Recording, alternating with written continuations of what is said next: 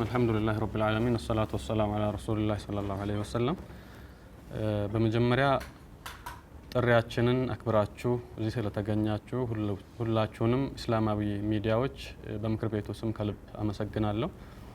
የዛሬው መግለጫ ዓላማ ቅድም እንደተነሳው የአዲስ አበባ ከተማ እስልምና ጉዳይ ከፍተኛ ምክር ቤት ባለፉት አመታት ሲሰራ የነበራቸው ስራዎች ምንድናቸው የሚለውን ለማህበረሰቡ ተደራሽ የማድረግ ዓላማን ያነገበ ምናልባት ደግሞ ማህበረሰቡም ደግሞ ማወቅ አለባቸው ብለን የምናስባቸው የማህበረሰቡ አንደበትም ስለሆናችሁ በእናንተ በኩልም ደግሞ የሚነሱ ጥያቄዎችም ላይ ደግሞ ምላሽም ማብራሪያም ለመስጠት ነው በዋናነት እዚህ የተገኘ ነው። ለዚህም ደግሞ በምክር ቤቱና በማህበረሰቡ መሀል ያለውን የመረጃ ጋፖች፣ ክፍተቶች ለመሸፈን እዚህ ስለተገኛችሁ ደግሜ በምክር ቤቱ ስም ሁላችሁንም አመሰግናለሁ። የአዲስ አበባ ከተማ እስልምና ጉዳይ ከፍተኛ ምክር ቤት የለውጥ አመራር ወደ ቢሮ ከመጣበት ጊዜ ጀምሮ ያሉትን ምዕራፎች ሁለት ቦታ እንከፍላለን። አንደኛው ክቡር ፕሬዝዳንቱ እና የተወሰኑ ስራ አስፈጻሚዎች 2012 ላይ ወደ ቢሮ የመጡበት ጊዜ አለ። ከዛ በኋላ ደግሞ በፌዴራል ደረጃ ደግሞ አዲስ አወቃቀር፣ አዲስ አመራር ክቡር ፕሬዝዳንቱን እና ሼክ ሀጂን ጨምሮ ሲመጡ ደግሞ በአዲስ መልክ የተዋቀረ የስራ አስፈጻሚ አለና በዋናነት ዛሬ ስትረስ አድርገን የምናነሳው ባለፉት 3 አመታት የሀገራዊ ለውጡ የአመራር አዲስ አመራር ከተወከለበት ጊዜ ጀምሮ ያሉትን ለውጡ ሀገራዊ ስለሆነ በዛው ሀገራዊ ለውጥ ውስጥ የተሰሩ ዋና ዋና ስራዎች ምንድናቸው የሚሉ ነገሮች ላይ በማትኮር እናነሳለን። የመጀመሪያው ፌዴራል መጅሊሱ 2015 ጥር ላይ ያዘጋጀው መተዳደሪያ ደንብ ነበረ፣ ህገ መጅሊስ የሚባል። ይህንን ህገ መጅሊስ መነሻ በማድረግ የአዲስ አበባ ከተማ እስልምና ጉዳይ ከፍተኛ ምክር ቤት የራሱን መተዳደሪያ ደንብ በአዋጅና በፌዴራል ህገ መጅሊስ የተሰጠውን ስልጣን በመጠቀም በከተማ ደረጃ የአዲስ አበባ ከተማ አስተዳደር እስልምና ጉዳይ ከፍተኛ ምክር ቤት የመጅሊስ መተዳደሪያ ደንብ አዘጋጀ። ይሄ ተዘጋጅቶ በስራ አስፈጻሚ ደረጃም ታይቶ በስራ ላይ ያለ የስራ ሰነድ ነው ማለት ነው። አብዛኞቹ የኛ የምክር ቤቱ ስልጣን የስራ ተግባራት አላማዎች የሚመነጩት ከዚህ መተዳደሪያ ደንብ ስለሆነ የምጀምረው ከዚህኛው ነው። ከዚህ በተጨማሪ ምክር ቤቱ ከ2015 ጀምሮ እስከ 2019 የሚቆይ የ5 ዓመት ስትራቴጂክ እቅድ አለው። ይህ ስትራቴጂክ እቅድ በስራ አስፈጻሚ ደረጃ ታይቶ ጸድቆ በየአመቱ የምክር ቤቱ አመታዊ እቅዶች ከዚህ ላይ እየተቀዱ እየተገመገሙም እየተካሄደ ያለ የስራ ሰነድ ነው ማለት ነው። ምክር ቤቱ ከነዚህ ሰነዶች በተጨማሪ የሚመራባቸው መመሪያዎች ወይንም የስራ ሰነዶች አሉ። ከዚህ ውስጥ አንዱ የሰው ሀብት አስተዳደር መመሪያ ነው። የፋይናንስ ማኑዋል ወይንም የፋይናንስ አስተዳደር መመሪያ ነው። የግዢ እናስተዳድርበት ወይንም ግዢን የምንመራበት ማኑዋል ነው። ሌሎች መዋቅር ለመዘርጋት እንቅስቃሴ በምናደርግበት ጊዜ ደግሞ ያዘጋጀናቸው በስራ አስፈጻሚ ደረጃ ጸድቀው ስራ ላይ ያሉ ሮድ ማፕስ ወይንም ማኑዋልስ አሉ። ለምሳሌ በከተማ ደረጃ የሙስሊም ወጣት ሊግ ሲመሰረት የራሱ ሮድ ማፕ አለው፣ የራሱ መመሪያ አለው። በክፍለ ከተማ በወረዳ ደረጃና በመስጂድ ደረጃ መዋቅራችን ወደታች ስንዘረጋ ለእያንዳንዱ አካሄድ በስራ አስፈጻሚ የጸደቀ ማኑዋሎችና ሮድ ማፖች ተዘጋጅተው ተግባራዊ ሲደረጉ ነበር ማለት ነው። እነዚህ አጠቃላይ ስራ ላይ የምንጠቀምባቸው ምክር ቤቱንም ደግሞ የሚመሩ ጋይድ የሚያደርጉ ሰነዶች ናቸው። ከዚህ በተጨማሪ ምክር ቤቱ በአዋጅ በተሰጠው ስልጣን መሰረት እስላማዊ ማህበራትን ወይንም ድርጅቶችን ፍቃድ ይሰጣል። ይህንን ፍቃድ ለመስጠት የራሱ መመሪያ አለ፣ የተዘጋጀ የጸደቀ ማለት ነውና እነዚህ ከመመሪያ አንጻር እየሰራንባቸው ያሉ ሰነዶች ናቸው። በእነዚህ መመሪያ ዙሪያ ማሻሻያዎች ሲያስፈልጉ ምክር ቤቱ ስራ አስፈጻሚ ለምሳሌ 2015 ላይ ምክር ቤቱ ስራ አስፈጻሚ አዳማ ላይ 3 ቀን በማኑዋሎች ዙሪያ ብቻ ውይይት አድርጎ የምክር ቤቱን ስትራቴጂ እቅድ የማሻሻል የተዘጋጀውን ማለት ነው የሰው ሀብት አስተዳደር መመሪያውንና የፋይናንስ መመሪያው ላይ ረጅም ውይይት አድርጎ ባለሙያዎችም ማኑዋሎቹን ያዘጋጁ ሰዎችን መጥተው ገለጻ አድርገው በዚሁ መሰረት ማሻሻያዎች ከዛ በኋላም ደግሞ የተቋም ግንባታ ሂደት ላይ ስላለን እነዚህ መመሪያዎች አያስኬዱም ተብሎ በሚታሰብበት ጊዜ ምክር ቤቱ አስቸኳይ የስራ አስፈጻሚ ስብሰባዎችንም እያደረገ ማሻሻያዎቹን እያደረገ እስካሁን እየቀጠለ ይገኛል። ይሄ ከመመሪያና ከማኑዋሎች አንጻር ያለ ጉዳይ ነው ማለት ነው። ሁለተኛው ባለፉት 3 ዓመታት ምክር ቤቱ ሲሰራቸው የነበሩት አንኳር ስራዎች ውስጥ አንዱ የመዋቅር ዝርጋታ ስራ ነው። ባለፉት 3 ዓመታት በተለይ 2015 ላይ ሙሉ ዓመት የፈጀው ትልቁ ስራ መዋቅሩን በክፍለ ከተማ ደረጃ ክፍለ ከተማ መጅሊስ ማዋቀር፣ በየክፍለ ከተማው 7 አባላት ያሉት የስራ አስፈጻሚ ኮሚቴዎቹን በመሰየም ለነሱ የሙስሊሙ ማህበረሰብ የክፍለ ከተማው ሙስሊም ማህበረሰብ ስነ ልቦና በሚመጥንና የሙስሊሙ ማህበረሰብ ክብር በሚመጥን መልኩ ለነዚህ የክፍለ ከተማ መጅሊሶች ቢሮ የማዘጋጀት ቢሮ የመከራየትና ፈርኒሽ የማድረግ ማቴሪያል የማሟላት ስራ ሲሰራ ነበር። ይሄ ኢሚዲየትሊ እንዳለቀ ሁሉም ወረዳዎች ላይ 3 የስራ አስፈጻሚ አባላት ያሉት የወረዳ መጅሊስ እንዲደራጅ ተደርጓል። ሁሉም መስጂዶች ላይ 7 አባላት እና 2 ተጠባባቂ ያሉት የመስጂድ አስተዳደር ኮሚቴዎች እንዲሰየሙና ስራ ውስጥ እንዲገቡ ተደርጓል። ይሄኛው 2015 ላይ ሲሰራ የነበረ ትልቅ ስራ ነው። ከዚህ በተጓዳኝ አሁን በከተማችን ደረጃ የሚዘጋጁ ትላልቅ ኢቨንቶችን ጨምሮ እየሰራ ያለውን የአዲስ አበባ ሙስሊም ወጣቶች ሊግ እንዲደራጅ ተደርጓል።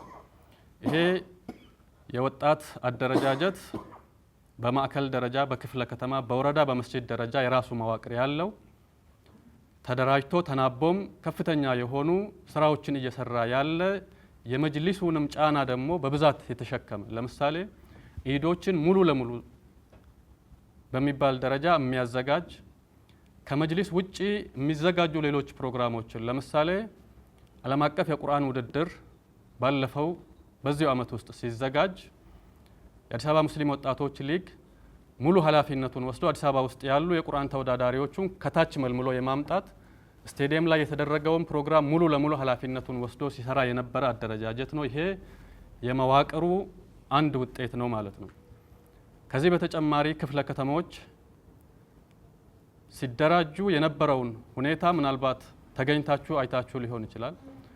እንደ ምሳሌ የማነሳው አብዛኛው ወይንም በቁጥር ብዙ ሙስሊም የሚኖርበት ክፍለ ከተማ ኮልፌ ቀራኒዮ ክፍለ ከተማ ነው። የኮልፌ ቀራኒዮ ክፍለ ከተማ መስከረም ላይ ተዋቅሮ የክፍለ ከተማው መጅሊስ ርክክብ ሲያደርግ በቆርቆሮ ውስጥ የነበረ ለዛውም እዚህ ረያን መስጂድ ላይ ማለት ነው ጥበቃ በርጋ የነበረ ለብዙ ዓመታት ተከፍቶ የማያውቅ ቁልፍም ጠፍቶ የሸረሪት ድር አንስተን የገባንበት የክፍለ ከተማ መጅሊስ ነው። ርክክቡ ላይ 4-5ቱ ላይ ነበርኩኝ በአካል እኔ። ጉለሌ ስንረከብ በምን መልኩ እንደነበረ አቃቂ ቃሊቲ ላይ ስንረከብ ኮንቴይነር ውስጥ ነበረ ለብዙ ወራቶች ሳይከፈት ድር ያደራበት አቧራ አራግፈን ነበረ ርክክቦች ሲደረጉ የነበረው። ይሄ ሙስሊሙ ማህበረሰብ ክብር የማይመጥኑ አካሄዶቹን ከማስተካከልና ክፍለ ከተሞቹን በአዲስ መልክ በማደራጀት የተሻለ ቢሮ የተሻለ አገልግሎት ለሙስሊሙ ማህበረሰብ እንዲሰጡ የማድረግ ስራዎች ተሰርተዋል ማለት ነው። ከዛም ባሻገር ክፍለ ከተሞቹ አሁን ለሙስሊሙ ማህበረሰብ እየሰጡ ያሉት በተለይ አገልግሎትን ኢማዕከላዊ ከማድረግ አንጻር ከፍተኛ ስራዎችን እየሰሩ ይገኛል። ከመዋቅር አንጻር በዋናነት ማንሳት የምፈልገው እነዚህን ነው። በሶስተኛ ደረጃ ትልቁ የሙስሊሙ ማህበረሰብ የመብት ጥያቄ የነበሩት የመሳጅዶችና የመካነ መቃብር ቦታዎች እንዲሁም የመድረሳ ጉዳይ ነው። ምክር ቤቱ ባለፉት 3 ዓመታት ብቻ 628405 ካሬ ሜትር 600,000 ካሬ በላይ ማለት ነው 628405 ካሬ የመስጂድ የመካነ መቃብር ቦታዎቹን ተቀብሏል። እነዚህ በሰነድ ደረጃ ያሉ ናቸው። ታጥረው እየተጠየቁ ያሉትን ሳያካትት ማለት ነው። እነ ሙጀማት ታቅዋ ቤተል ላይ ያሉት የታጠረው ቦታ ሳይካተት በካርታ ብቻ ያሉ ናቸው። እነዚህ አንድ በአንድ በዝርዝር ማየት እንችላለን። የያዝናቸው መሬቶች የከተማውን ውበት የሙስሊሙ ማህበረሰብ ስነ ልቦና በሚመጥን መልኩ እንዲሰሩ ከማድረግ አንጻር 30 መስጂዶችን ካርታ በማዘጋጀት ሸራተን አዲስ ላይ ባለሀብቶች በተገኙበት እዛው ቦታ ላይ የተወሰኑ ካርታዎችን የመስጠት ስራ ተሰርቷል።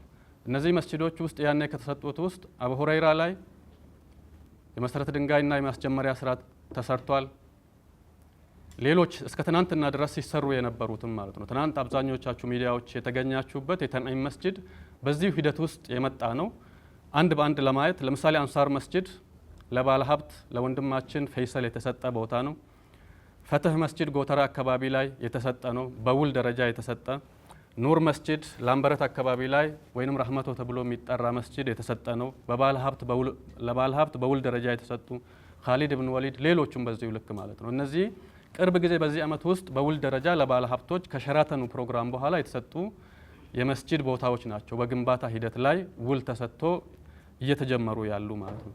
ከዛ በፊት የመስጂድ ኮሚቴዎች የአካባቢውን ጀማዓና ባለ ሀብቶችን አስተባብረው የተጀመሩ መስጂዶችን የስራ አስፈጻሚው በዚሁ ዓመት ዞሮ ጉብኝት አድርጓል። ቅድም ወንድማችን ዘመድኩን የምክር ቤቱ የህዝብ ግንኙነት ክፍል ኃላፊ ያነሳቸው መስጂዶች አሉ። በተለያየ ክፍለ ከተማ በአንድ ቀን ከ7 በላይ መስጂዶች የተጎበኙ ግንባታቸው አጠቃላይ አሁን ከተማ ውስጥ እየተሰሩ ያሉት በገንዘብ ደረጃ ከ2 ቢሊዮን ብር በላይ ከ2 ቢሊዮን በላይ በግንባታ ላይ ያሉ መስጂዶች ናቸው። ያልተጀመሩትን አይደለም። ለምሳሌ ፍልውሃ ተውፊቅ መስጂድ ሳይጨመር ማለት ነው። ያልተጀመሩትን ሳያካትት ከ2 ቢሊዮን ብር በላይ በግንባታ ላይ ያሉ መስጂዶች ናቸው። ከዚህ በተጨማሪ ምክር ቤቱ ባለፈው ረመዳን ላይ የጀመረው የአንድ ፕሮጀክት አለ። ይሄ ፕሮጀክት 100 ብር ለመስጂዴ ነው። በዚህ ሂደት ውስጥ 2 ወር ባልሞላ ጊዜ ውስጥ ከ25,000 ሰዎች በላይ ተሳትፈዋል። በዚህ ሂደት ውስጥ 100 ብር በመለገስ ማለት ነው። ይሄ ፕሮጀክት አጠቃላይ በባለ ሀብት ደረጃ የሚሰሩ ስራዎችን ማስቀጠሉ እንዳለ ሆኖ እያንዳንዱ ሙስሊም መስጂድ የኔ ጉዳይ ነው ብሎ በመስጂድ ጉዳዮች ላይ 100 ብር በየወሩ እያዋጣ እንዲሄድ የማድረግ አላማን ያነገበ ሁሉንም የከተማችንን ሙስሊሞች የሚያሳትፍ ከመስጂድ ጋር የተያያዘ ነው። በጥቅሉ ከመስጂድ ጋር አያይዘን ስናነሳ ከዚህ በፊት መስጂድ የነበሩ ግን ካርታ የሌላቸውን ወደ ህጋዊ ሰነድ እንዲመጡ የማድረግ 33 ቦታዎች ላይ በአዲስ ከተማ 11 በአዲስ ከተማ 5 በኮልፌ 11 በንፋስ ስልክ 11 በአቃቂ ቃሊቲ 2 በየካ 3 በቦሌ 1 አጠቃላይ 33 ቦታዎች ህጋዊ ይዞታ እንዲያገኙ ካርታ እንዲሰጣቸው ተደርጓል። እነዚህ ቀድሞ የነበሩ ምናልባትም ላለፉት 20-30 ዓመታት ሲሰገድባቸው የነበሩ መስጂዶች ናቸው፣ ግን ሰነድ አልባ ተብለው በህገ ወጥ ደረጃ የተመደቡ ናቸው። እነዚህ በዚህ 3 ዓመታት ውስጥ ካርታ እንዲያገኙ የማድረግ ስራ ተሰርቷል። ከዚህ በተጨማሪ መስጂድ አካባቢ ላይ ካርታ ኖሯቸው ግን መስጂድ ለመገንባት ብቁ ያልሆኑ የይካተትልኝ የማስፋፊያ ጥያቄ የተጠየቀባቸው 27 ቦታዎች ጠቅላላ 77919 ካሬ ሜትር የሚሆን ቦታ በይካተትልኝ ባለፉት 3 ዓመታት ውስጥ እንዲገኙ ተደርጓል። ሌሎች በዝርዝር የሚነሱ እንትኖች አሉ። ለምሳሌ በካቢኔ ደረጃ የተወሰኑና ካርታ የተሰጣቸው ወደ 39136 የሚሆኑ ብዛታቸው 15 የሆነ የመስጂድ ቦታዎች እዚህ ውስጥ ተካተዋል። ከዚህ በተጨማሪ መክነው የነበሩ በተለያየ ምክንያት ለምሳሌ ቱሉ ዲምቱ መካነ መቃብር ከአዲስ አበባ አዳማ የሚሄደው ሃይዌይ ምክንያት ሙሉ ለሙሉ መክኖ የነበረውን ቦታ ክርክር በማድረግ 38000 ካሬ በላይ ከእንደገና ካርታ እንዲሰራ የማድረግ ስራ ተሰርቷል። አሊ መስጂድ ልደታ ላይ እንዲሁም ወረዳ 5 ላይ ቢላል ለሚኩራ ወረዳ 9 ላይ መክነው የነበሩ ቦታዎችን ወደ ካርታ እንዲመለሱና ወደ ሙስሊሙ ይዞታ እንዲመለሱ የማድረግ ስራዎች ተሰርተዋል። መካነ መቃብሮች ጋር በተያያዘ ቅድም የተነሱት 11 መካነ መቃብሮች እንዳሉ ሆነው ባለፉት 3 ዓመታት የተሰሩ ትላልቅ ስራዎች አሉ። አንደኛው አማን አምባ የሚባል ቦታ ላይ የነበረ ከዚህ በፊትም በወረራ በጣም ተመናምኖ የነበረ ቦታን ከማስከበር አንጻር በአዲስ መልክ ካርታ 80,000 ካሬ እንዲዘጋጅለት የማድረግ ስራ ተሰርቷል። በጣም እልህ አስጨራሽ አድካሚ ስራ ነበረ። በአሁኑ ጊዜ ቦታው እየታጠረ ምክር ቤቱ በመደበው በጀት እየታጠረ ያለ ቦታ ነው። ለሚኩራ ላይ በዚህ ዓመት የጋራ መካነ መቃብር 170,000 ካሬ 170 ሺህ ካሬ በዚህ ዓመት ተገኝቶ ለሙስሊሙ ማህበረሰብ አገልግሎት እንዲውል ተደርጓል። ከቀብር ጋር በተያያዘ ምናልባት ሁሉም የከተማችን ሙስሊም ማህበረሰብ የሚያውቀው ከዚህ በፊት ሲሸማቀቅበት የነበረ የኮልፌ መካነ መቃብር አያያዝን ለማንሳት እወዳለሁ።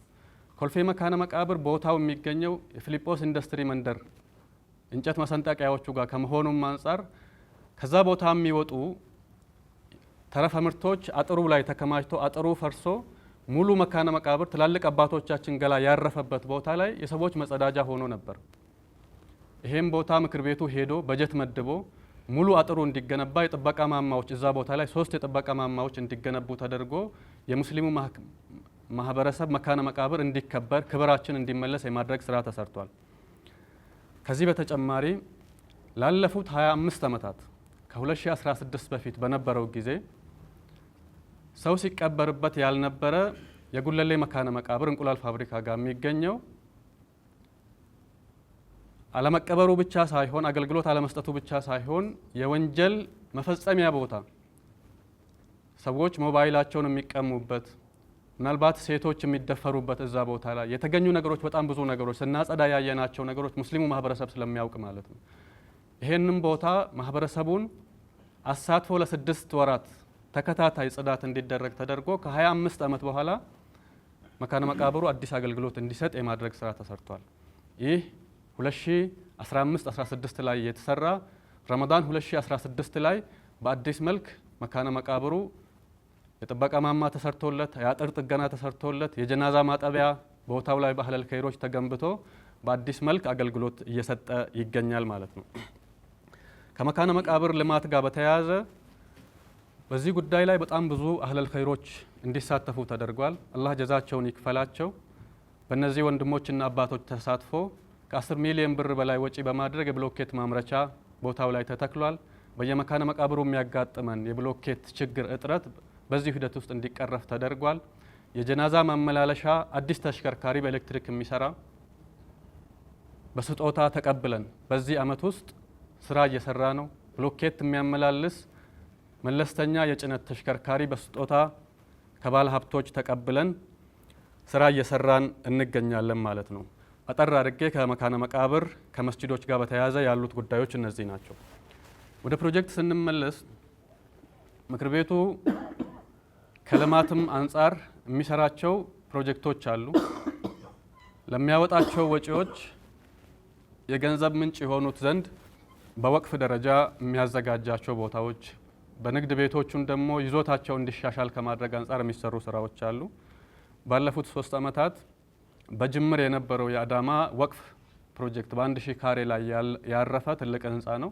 የመጀመሪያው ስላብ ሙሉ ለሙሉ እንዲሞላ የማድረግ ከዛ ደግሞ የዲዛይን ማሻሻያ እንዲደረግና ለጨረታ ዝግጁ እንዲሆን የማድረግ ስራ በዚሁ 3 ዓመታት ውስጥ ተሰርቷል። አቃቂ ቃሊቲ ላይ ወረዳ 12 አልዩ መስጂድ የሚባል ቦታ ላይ ምናልባት ለሙስሊሙ ማህበረሰብ ብቸኛም የሆነ ብለን እናስባለን በአላህ ፈቃድ፣ በሂደት ደግሞ ሌሎች ክልሎችም ፌዴራልም ሌሎች ባለሀብቶችም ይጨምራሉ ብለን የምናስበው ከቱርክ ወንድሞች ጋር በተለይ ሀበሽስታን የበጎ አድራጎት ድርጅትና ቬረኔል ከሚባሉ ድርጅቶች ጋር በመተባበር ትልቅ አዳሪ ትምህርት ቤት ቦታው ላይ መሰረተ ድንጋይ የማስቀመጥ የማስጀመሪያ አሁን ደግሞ የቁፋሮው አልহামዱሊላህ በጥሩ ሁኔታ ላይ እየሄደ ፉቲንጎቹ በጥሩ ሁኔታ ላይ እየወጡ ያሉ ፕሮጀክት ነውና ይሄ ፕሮጀክት ሲጠናቀቅ በተለይ አሁን ላይ ወደ ዩኒቨርሲቲ የሚገቡ ተማሪዎች አብዛኞቹ ከአዳሪ ትምህርት ቤት ተነስተው የሚገቡ በመሆናቸው የሙስሊሙ ማህበረሰብ ዩኒቨርሲቲ የሚገባውን የሙስሊሙ ማህበረሰብ ቁጥርም ይጨምራል ብለን እናስባለን። ኢንሻአላህ አንድ ፕሮጀክቱ ይሄኛው ነው። ሁለተኛው ከንግድ ቤቶች እድሳት ጋር በተያያዘ ነው። ንግድ ቤቶቹ ለምሳሌ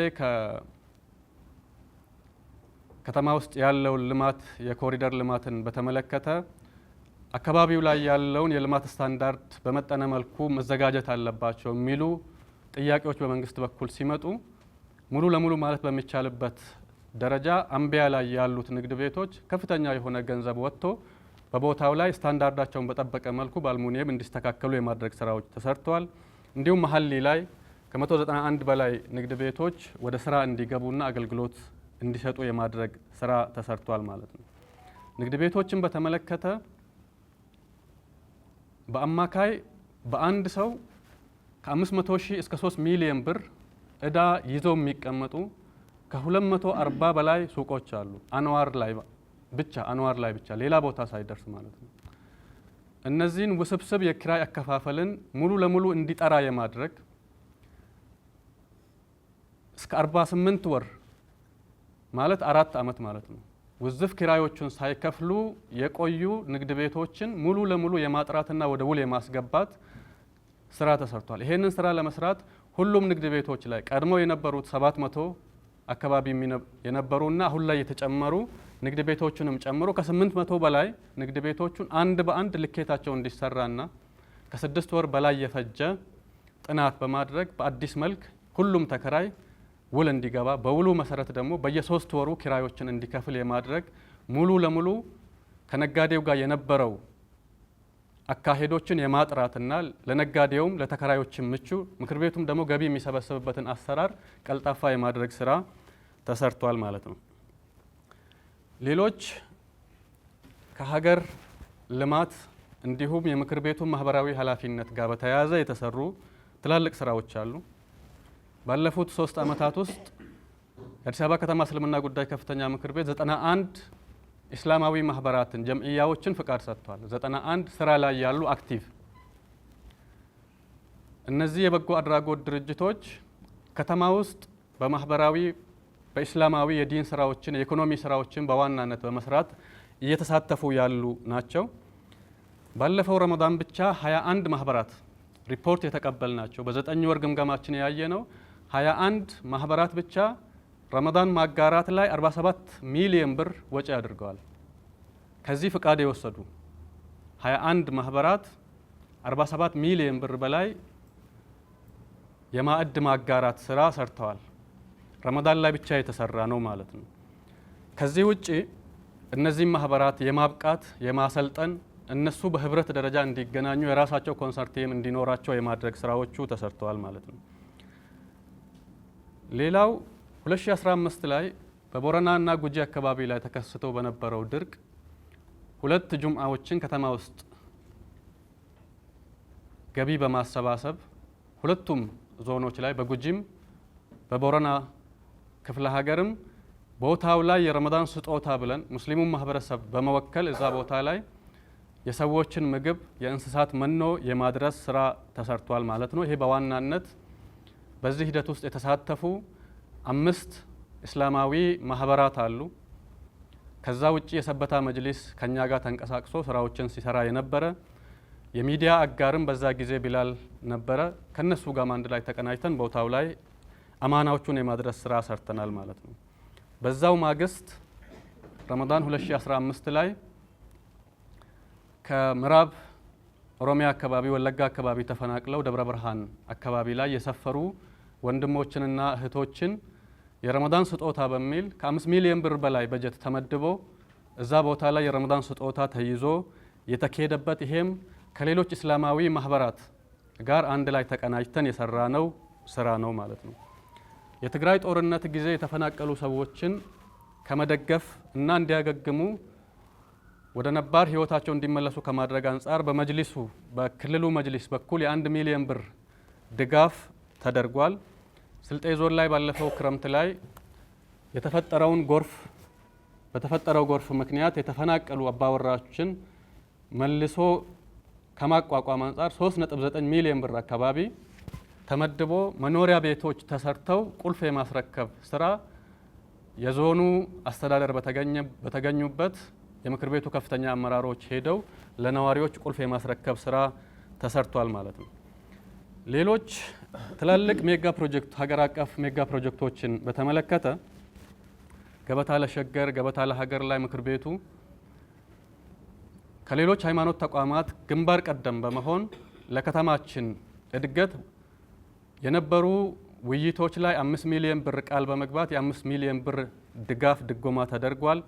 እንዲሁም ታላቁ የህዳሴ ግድብን በተመለከተ በግላቸው ሰራተኞች የሚያደርጉት ጥረት እንደተጠበቀ ሆኖ ቀድሞ የነበረውን የ1 ሚሊዮን ብር ቦንድ የማደስ 2016 ላይ ደግሞ በአዲስ መልኩ የ1 ሚሊዮን ብር የቦንድ ግዢ እንዲደረግ የምክር ቤቱ ከፍተኛ አመራሮች ደግሞ ግድቡ ድረስ በአካል ሄደው ሰራተኞቹን የማበረታታት ሙስሊሙ ማህበረሰብ ደግሞ ለዚህ ምሳሌ የመሆንና የፕሮጀክቱን ባለቤትነት ሙስሊሙ ክሌም እንዲያደርግ የማድረግ ስራዎቹ በዋናነት ተሰርተዋል ማለት ነው። ሌላው የሸገር ከተማ ሲዋቀር የፈረሱ መስጂዶች አሉ። ሁላችንም እንደምናውቀው ይህንን አካሄድ በመቃወም ሙስሊሙ ማህበረሰብ ያደረጋቸው የተቃውሞ ተከትሎ ብዙ ወንድሞች ተጎድተው ነበር። በዚህ ሂደት ውስጥ የተጎዱ ወንድሞች እንዲታከሙ ሕክምና እንዲያገኙ ከማድረግ አንጻር ከ2 ሚሊዮን ብር በላይ ወጪ ተደርጎ በደረሰኝ ደረጃ ማለት ነው እንዲታከሙ ተደርጓል።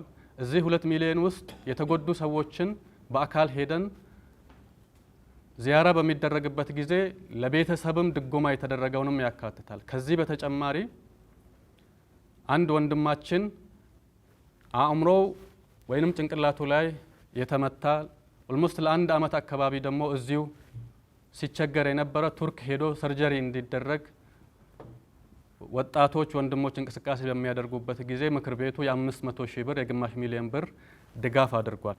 ሌላው በዝቅተኛ ደረጃ የሚኖሩ የማህበረሰባችንን ክፍሎች በተለይ ከረመዳን ጋር በተያያዘ የማዕድ የማጋራት ስራ በዋናነት የምክር ቤቱ ኢማሞች፣ ምክትል ኢማሞች፣ ሙአዚኖችና ሌሎች የህብረተሰብ ክፍሎችም የተሳተፉበት ድጋፍ ሲያደርግ ቆይቷል። በመቀጠል ከአቅም ግንባታ አንጻር ባለፉት 3 ዓመታት ሲሰሩ የነበሩ ስራዎች ምንድናቸው የሚሉትን አንዳንድ ነጥቦችን አነሳለሁ። ክቡር ዋና ጸሐፊ ቅድም ያነሷቸው ከተማ ውስጥ ያለ ሁሉም ኢማም ሚኒመም የ5 ቀን ስልጠናዎችን ከቡንያን ኢንተርናሽናል ዩኒቨርሲቲ ጋር በመተባበር ስልጠና የኢማሞች ሚና በሚል አጠቃላይ ኢማም ስልጠና እንዲወስድ ተደርጓል። ይሄ ስልጠና ሲሰጥ የነበረው የኢማሞችን ሚና በማህበረሰብ ውስጥ እንዲገዝፍ ከፍ እንዲል ከማድረግ አንጻር ነው። በዚህ ሂደት ውስጥ መስፈርቱ ኢማም መሆን ብቻ ነበር። የሰዎች አመለካከት፣ የሰዎች መንሃጅ ጉዳይ እዚህ ውስጥ አልተካተተም። የተሰናበተ የተባረረ ኢማም የለም። ለኢማሞች ከተሰጠው ከፍተኛ ክብር አንጻር የኢማሞች ጉዳይ በከፍተኛ አመራሮች ጉዳይ ብቻ እንዲያዝ፣ የአንድ መስጂድ ኢማም ጉዳይ በፕሬዝደንቱ በምክትል ፕሬዝደንቱና በዋና ጸሐፊ ብቻ እንዲያዝ የማድረግ ስራ ተሰርቷል። የመስጂድ ኮሚቴ፣ የወረዳ፣ የክፍለ ከተማ እንዲሁም ስራ አስኪያጅ ጽህፈት ቤት ከኢማሞች ጋር በተያያዘ የሚከሰቱ ነገሮችን ቀጥታ ለፕሬዝደንት፣ ለምክትል ፕሬዝደንትና ለዋና ጸሐፊ ብቻ ሪፖርት እንዲያደርጉና በደሎች እንኳን ቢፈጸሙ በሶስቱ ከፍተኛ አመራሮችና አባቶች እርማት እንዲደረግ፣ ምክሮች እንዲመከሩ የማድረግ ስራ በዋናነት ተሰርቷል። በዚሁ የአቅም ግንባታ ሂደት ውስጥ ምክር ቤቱ በየክፍለ ከተማው ለክፍለ ከተማው ዋና ሰብሳቢና ለዋና ጸሐፊ ከክፍለ ከተማ ሁለት ሰው ለሁሉም ዳይሬክተሮችና የክፍል ኃላፊዎች 3 ቀን የአመራር ክህሎትን በተመለከተ በቢሾፍቱ ከተማ ስልጠና ሲሰጥ ነበረ። ከዛ በኋላ ከኢምፓክት ሜከርስ ጋር በመነጋገርና በመተባበር ሁሉም የክፍለ ከተማ አመራሮች፣ ሁሉም የወረዳ አመራሮች፣ ሁሉም የወጣት ሊግ አመራሮች በኤልያና ሌላው ደግሞ እዚሁ ስብሰባ አዳራሽ ላይ ስልጠና እንዲሰጣቸው ሙስሊሙ ማህበረሰብ በምን መልኩ ማገልገል አለባቸው በሚል ስልጠና የመስጠት ስራዎች ተሰርቷል። ማህበረሰብ ጋር የተሰሩ ሌሎች ከአቅም ግንባታ አንጻር ባለፈውት 3 ዓመታት ውስጥ ከተሰሩት 2ቱን ብቻ ላንሳና ትምህርት ቤት አካባቢ ላይ የሚከሰቱ በተለይ ከሂጃብ ጋር በተያያዘ ያሉ ጉዳዮችን እንዲህ አይነት ችግሮችን ከሚፈጥሩ ሰዎች ጋር መነጋገሩ እንዳለ ሆኖ የወጣቶችን ወይንም የተማሪዎችን አቅም ማጎልበት አስፈላጊ ስለሆነ የ12ኛ ክፍል ተማሪዎችን ከህግ አንጻር ሰብአዊ መብት ምንድነው፣ የሀገራችን ደግሞ ህገ መንግስቱ ምን ይላል የሚል የህግ ግንዛቤዎችን ከመስጠት አንጻር ስልጠናዎች ተሰጥቷል። ከዚህ በተጨማሪ የእናቶች የሙስሊም ሴቶች ሚና ማህበረሰቡን ከማነጽ ከመገንባት አንጻር በሚሉ ስልጠናዎች ሲሰጡ ነበር ማለት ነው። አጠቃላይ የምክር ቤቱ የሰው ሀብት አስተዳደር ምን ይመስላል ወደሚለው እመጣለሁ። እያጠቃለልኩ ነው። ቅድም እንዳልኳችሁ የአዲስ አበባ ከተማ እስልምና ጉዳይ ከፍተኛ ምክር ቤት የራሱ የሰው ሀብት አስተዳደር መመሪያ አለው። ከዚህ በተጨማሪ 2012 ላይ የተጠና የምክር ቤቱ መዋቅር ወይንም ስትራክቸር አለው። ይህ ሙሉ ለሙሉ ተግባራዊ የሆነው ከ2015 ህዳር ጀምሮ ነው። ይሄንን ስናደርግ መስከረም 30 ላይ ምክር ቤቱ ያወጣው ማስታወቂያ አለ። በዚህ ማስታወቂያ ማንኛውም የምክር ቤቱ ሰራተኛ ነኝ የሚል የቅጥር ደብዳቤውን መታወቂያውን ይዞ ሪፖርት እንዲያደርግ ማስታወቂያ አውጥተን ነበር። 3 ወር ነው የፈጀብን። 3 ወር ውጪ ላይ ሲነዙ የነበሩ ነገሮች የአመራር ለውጡ በተለይ ከሰራተኛ አያያዝ አስተዳደር አንጻር የሄደባቸውን ነገሮች በደንብ ማንሳት አስፈላጊ ስለሆነ ነው። በዚህ ሂደት ውስጥ ያጋጠሙ 2015 ላይ መስከረም 30 ላይ ማስታወቂያ ስናወጣ ያጋጠሙ በጣም ብዙ ችግሮች ነበሩ። ለረጅም ጊዜ ደሞዝ ሲከፈላቸው የነበረ ግን መስጂዳቸውን የማያውቁ የመስጂድ አስተዳደር ተብለው በጣም ብዙ ሰዎች ሪፖርትም ያላደረጉ ሰዎች አሉ። በዚህ ሂደት ውስጥ 2015 ላይ መተው ሪፖርት ባለማድረጋቸው ብቻ 2015 ላይ ብቻ 59 ሰዎችን አሰናብተናል። ማስታወቂያ አውጥተን 2 ወር ጠብቀን ከእንደገና 1 ወር ጭማሪ ተሰጥቶ ከ3 ወር በኋላ 59 ሰዎች መተው ሪፖርት ባለማድረጋቸው የት እንዳሉ በማይታወቅ ደረጃ እንዲሰናበቱ ተደርጓል። በዚህ ሂደት ውስጥ የመጡ ሰዎች አሉ። የሚመጡት ሰዎች የት ነው የምሰራው? እየሰራው አይደለም፣ ደሞዝ ግን ይከፈለኝ ብለው የሚጠይቁ ሰዎች አሉ። 2015 ላይ ማስታወቂያ ስናወጣ ማለት እነዛ ነገሮች ሁሉ እንዲጠሩ የማድረግ ስራዎች ተሰርቷል። አሁን ላይ የአዲስ አበባ ከተማ እስልምና ጉዳይ ከፍተኛ ምክር ቤት በዋና መስሪያ ቤት ደረጃ በአሻራ ጠዋት ፈርመው ማታ የሚወጡ 87 ሰራተኞች አሉት። በፔሮል ደረጃ መስጂዳቸው የሚታወቅ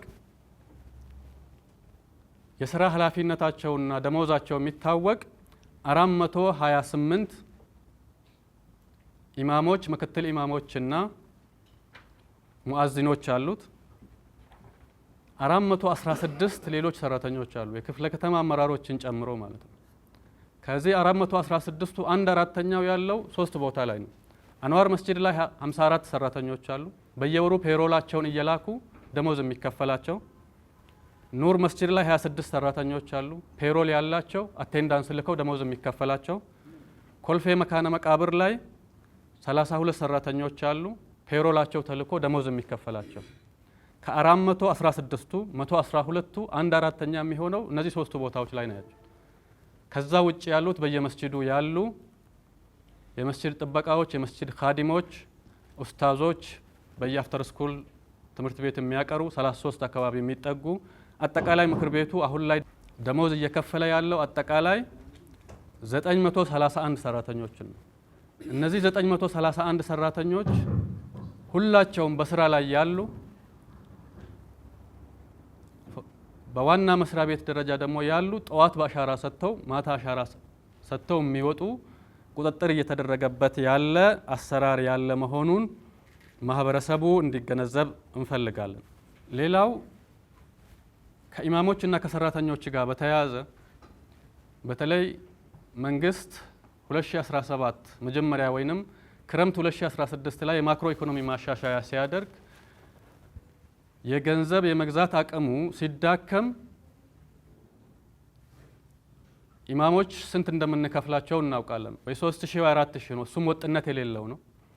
ይሄ አንደኛ ወደ ስኬል እንዲመጣ ለዋና ኢማሞች 8000 ብር፣ ለምክትል ኢማሞች 7000 ብር፣ ለሙአዚኖች 6000 ብር የማድረግ ደሞዛቸውን የመጨመርና ወደ ስኬል የማምጣት ስራ ተሰርቷል። ይሄ 2017 ላይ መጀመሪያ ያደረግነው ነው። ሰራተኞችንም በተመለከተ ህዳር 2015 ላይ ሰራተኞቹን በአዲስ መዋቅር ምደባ ስናደርግ እግረ መንገድ የደሞዝ ማስተካከያ ተደርጎ ነበር። ይህ ግን ክፍለ ከተማ ላይ ወዳሉት መስጂድ ደረጃ ወዳሉት አልወረደም።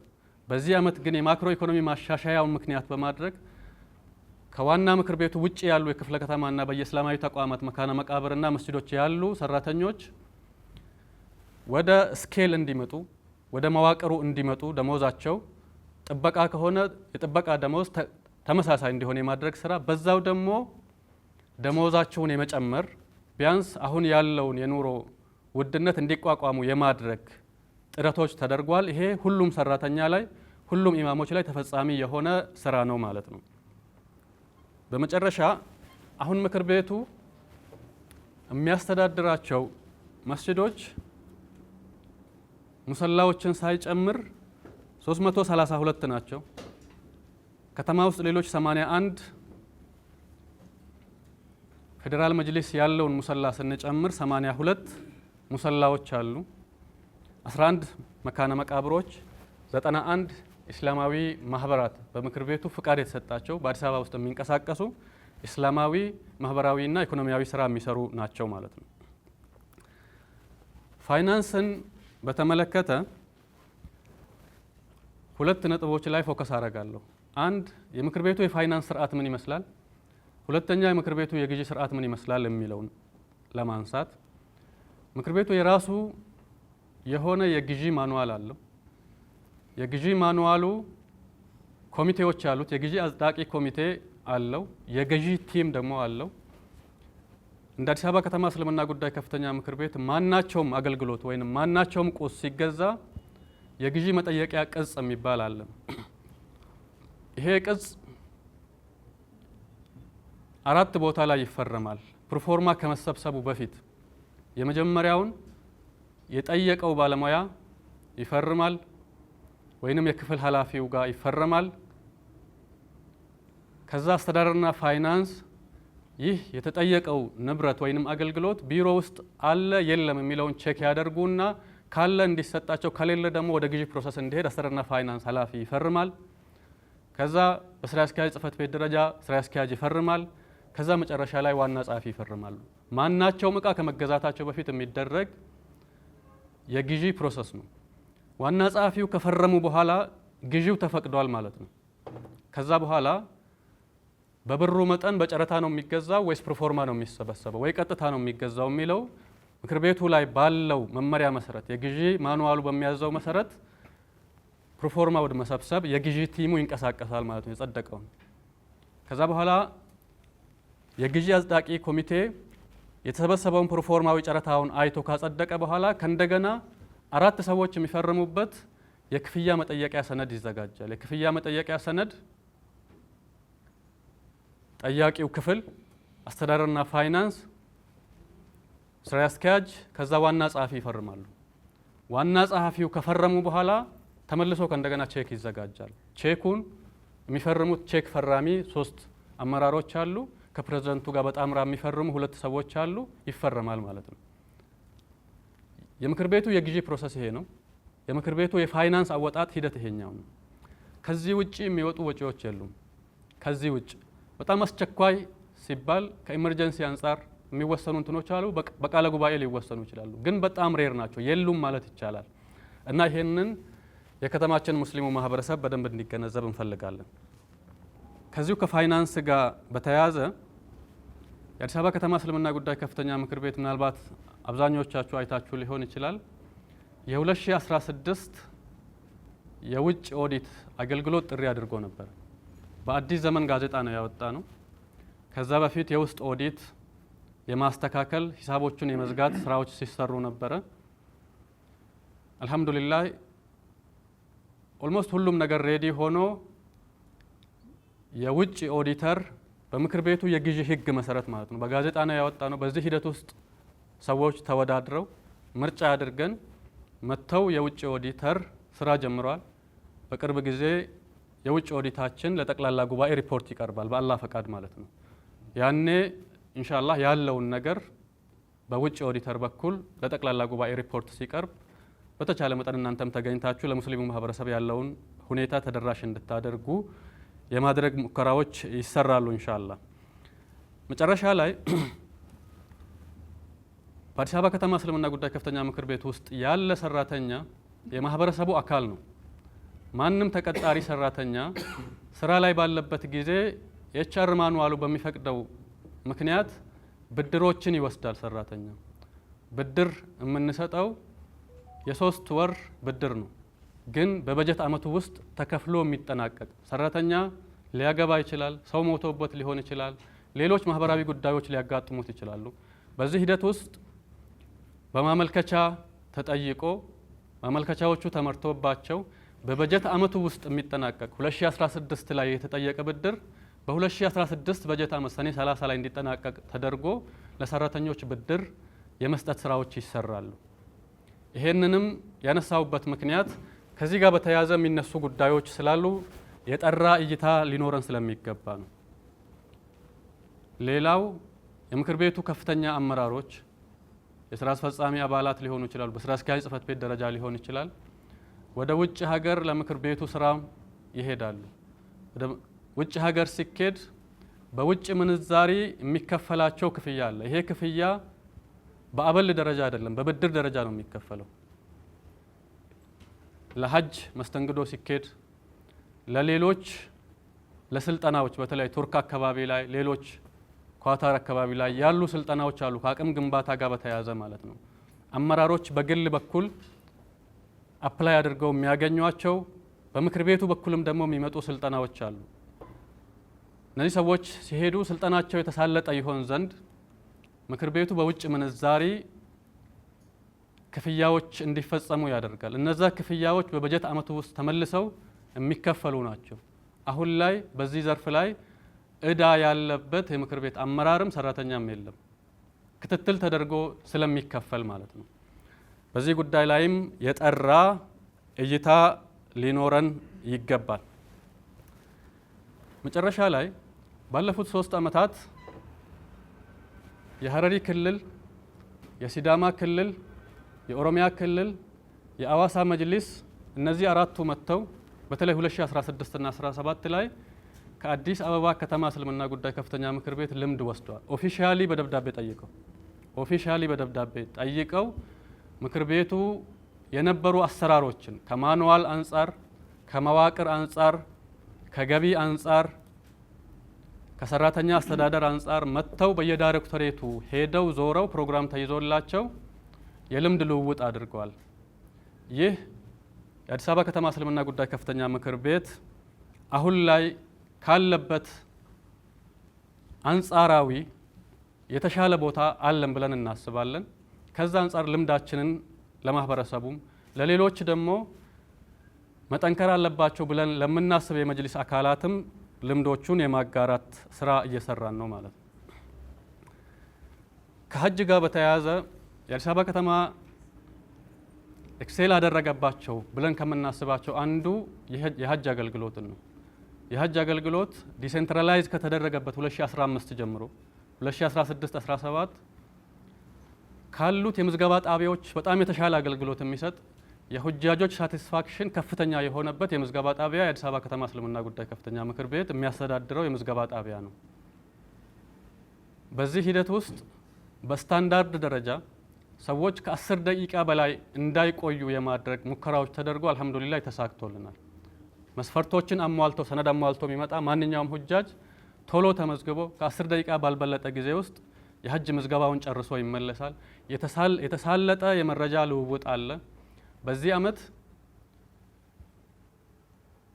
ሁጃጆች ጥቁር አንበሳ ላይ ሄደው የሚገዙትን ፌክ የየሎ ፌቨር ክትባቶችን ከማስቀረት አንጻር ሐኪሞችን ዋና መስሪያ ቤቱ ላይ እንዲገኙ ተደርጎ ለአንድ ሳምንት ሁሉም ሁጃጅ ማለት በሚቻልበት ደረጃ በነፃ እዚህ ቦታ መጥቶ እንዲታከም፣ በዚህ ምክንያት የሚፈጠሩ እንግልቶችንና ያልሆነ ትክክለኛ ያልሆኑ ክፍያዎችን በተለይ ይህንን ካርድ ለሚሸጡ ሰዎች የሚከፈሉ ክፍያዎች እንዳይኖሩ ከማድረግ አንጻር ትልቅ ስራ ተሰርቷል። ከባለፈው ዓመት 2016 ጀምሮ ሁሉም ሁጃጅ ማለት በሚቻልበት ደረጃ ስልጠና ተሰጥቷል። ባለፈው ዓመት ለ6 ተከታታይ ቀናት ለሁሉም ሁጃጆች ስልጠና ሰጥተናል። በዚህ ዓመት 400 ሰዎችን በየቀኑ ታርጌት እያደረግን ለሁሉም ሁጃጆች የ4 ቀን ስልጠና በየቀኑ 400 ሰዎችን ታርጌት እያደረግን ስልጠናዎች ተሰጥተዋል ማለት ነው። መጨረሻ ላይ ምርጫን በተመለከተ የአዲስ አበባ ከተማ እስልምና ጉዳይ ከፍተኛ ምክር ቤት ፌዴራል መጅሊሱ ያዘጋጀውን እና በጠቅላላ ጉባኤ ደረጃ አጸድቆ በደብዳቤ የላከውን የምርጫ መመሪያ አክብሮ ይህንን የምርጫ መመሪያ በተዋረድ ለሁሉም ክፍለ ከተሞች አስተላልፏል። ለሁሉም ክፍለ ከተሞች ለምርጫ አስፈላጊውን ነገር እንዲያደርጉ ይሄ ምርጫ እንዳይስተጓጎል መመሪያዎችን ሰጥቷል። ከዛ በተጨማሪ ይሄ ምርጫ ከ1992 በኋላ በሀገራችን የመጀመሪያም ስለሆነ እንዳይደናቀፍ ለወደፊትም ደግሞ ልምድ ይሆን ዘንድ ሙስሊሙ ማህበረሰብ የተቋም አሰራርን እየተለማመደ ያለበት አንደኛው አጋጣሚ ይሄ ስለሆነ በምርጫ አስፈጻሚ ቦርድ በኩል በከተማ ደረጃ ከተዋቀረው የሚቀርቡ ጥያቄዎችን በሙሉ ምላሽ እየሰጠ ይገኛል። በሙሉ ማለት ይቻላል። ከዛ አንፃር ከወረዳ አመራሮች፣ ከክፍለ ከተማ አመራሮች፣ ከኢማሞች ጋር ውይይት አድርገናል። ይሄ አሁንም ተጠናክሮ ይቀጥላል ማለት ነው። የምርጫ አስፈጻሚ ነፃነትና ገለልተኝነት እንደተጠበቀ ሆኖ ምክር ቤቱ ማድረግ ያለበት ይሄ ምርጫ እንዳይደናቀፍ ከማድረግ አንፃር ከፍተኛ ስራዎችን እየሰራ ይገኛል። ከዚሁ ጋር በተያያዘ ምርጫን ተገን በማድረግ ቀድሞ የነበሩ አንጻራዊ ሰላሞችን አንጻራዊ ሰላም ማለቴ እንደ አዲስ አበባ ከተማ እስልምና ጉዳይ ከፍተኛ ምክር ቤት ሁሉም መስጂዶች ላይ ኮሚቴዎች ተዋቅረዋል። ኮሚቴዎቹ መስጂዶችን እየመሩ ነው። ምናልባት ወይ 2 ወይ 3 ቦታዎች ላይ ያለመግባባቶች ይኖራሉ። እነዚህን አለመግባባቶች ለምሳሌ አሊ መስጂድ ጋር በተያያዘ በውይይት እንዲፈቱ በእስላማዊ አዳብ በውይይቶች እንዲፈቱ የማድረግ ስራዎችን እየተሰሩ ነው። እነዚህ በሚቀጥሉት ቀናቶችም የተያዙ ፕሮግራሞች አሉ፣ ይቀጥላሉ በአላህ ፈቃድ። ግን ምርጫን ምክንያት በማድረግ በየመስጂዶቹ ሁከቶችን ለመፍጠር የሚደረጉ እንቅስቃሴዎች አሉ። ከምርጫ መመሪያው ህግና ደንብ ከእስላማዊ አዳብ ባፈነገጠ መልኩ ሶሻል ሚዲያ ላይ የሚራገቡ አካሄዶች አሉ። ይሄ ለማንም አይጠቅምም። እስካሁን የተካሄዱ ሙስሊሙ ማህበረሰብ ብቸኛ ተቋም የአዲስ አበባ ከተማ ሙስሊሞች ተቋም የሆነውን የአዲስ አበባ መጅሊስ ምናልባት የጀመርናቸውን አካሄዶች ወደ ኋላ ከመጎተት ያለፈ ሌላ ትርጉም ስለማይኖራቸው ሰው በምርጫው ላይ ሙሉ እምነት ኖሮት በሙሉ አቅሙም እንዲደግፍ በመዋቅር ውስጥ ያለም ከመዋቅር ውጭ ያለ ማንኛውም ሙስሊም ማለት ነው ምርጫውን የማሳለጥ ስራ እንዲሰራ ከዚህ ውጭ ባሉ በየሶሻል ሚዲያ ላይ ያሉ የተቋሙን ስም የማጥፋት ጉዳዮች ሰው ጥያቄ ካለው በማንኛውም ጉዳይ 24 ሰዓት ማለት በሚቻልበት ደረጃ ስልካችንም ክፍት ነው። ቢሮአችን ደግሞ በማንኛውም የስራ ሰዓት ላይ ክፍት ነው። መጥቶ ይሄ ነገር ምንድነው ብሎ መጠየቅ ይችላል። ጠይቀውም ደግሞ ምላሽ የተሰጣቸውና ረክተው የተመለሱ ወንድሞች አባቶች አሉ። በአጠቃላይ የአዲስ አበባ ከተማ እስልምና ጉዳይ ከፍተኛ ምክር ቤት በከፍተኛ የሞራል ልዕልና ላይ ያለ ስራውም በትክክል እየሰራ ያለ መሆኑን ለማስገንዘብ ወዳለው ጀዛኩሙላሁ ኸይረን። ሰላም አለይኩም ወራህመቱላሂ ወበረካቱ።